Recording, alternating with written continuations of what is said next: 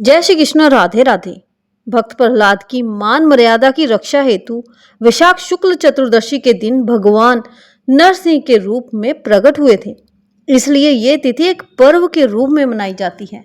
वर्ष 2026 में नरसिंह जयंती 30 अप्रैल दिन वीरवार को मनाई जाएगी। भगवान विष्णु ने अपने चौथे अवतार नरसिंह अर्थात आधा मनुष्य आधा सिंह के रूप में जन्म लिया था।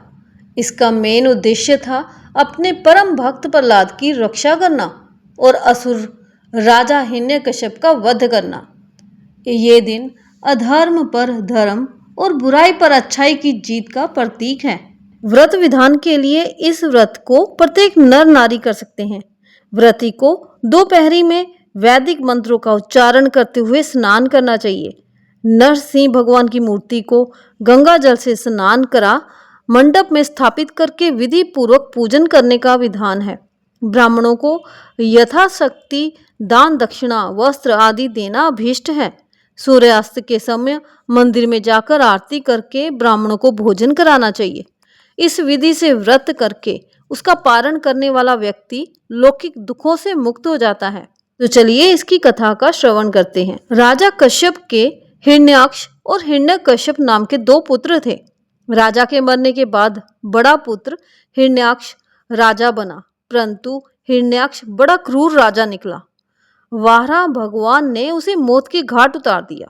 इसी का बदला लेने के लिए उसके भाई हिरण्यकश्यप ने भगवान शंकर को प्रसन्न करने के लिए कठोर तपस्या की।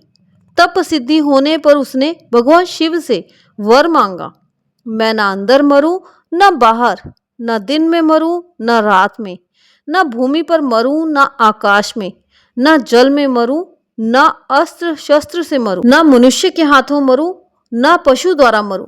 भगवान शिव तथा अस्तु कहकर अंतर ध्यान हो गए।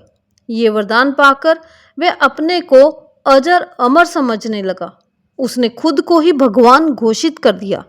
उसके अत्याचार इतने बढ़ गए कि चारों तरफ त्राही मां मच गया।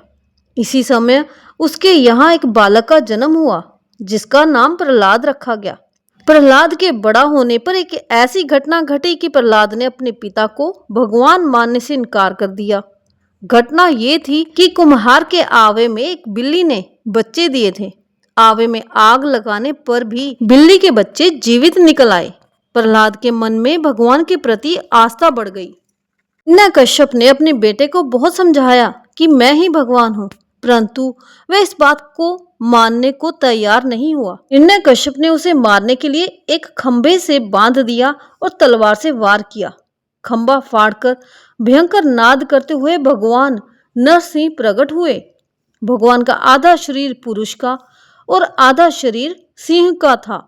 उन्होंने हिरण्यकश्यप को उठाकर अपने घुटनों पर रखा और दहलीज पर ले जाकर गोधूली बेला में अपने नाखों से उसका पेट फाड़ डाला।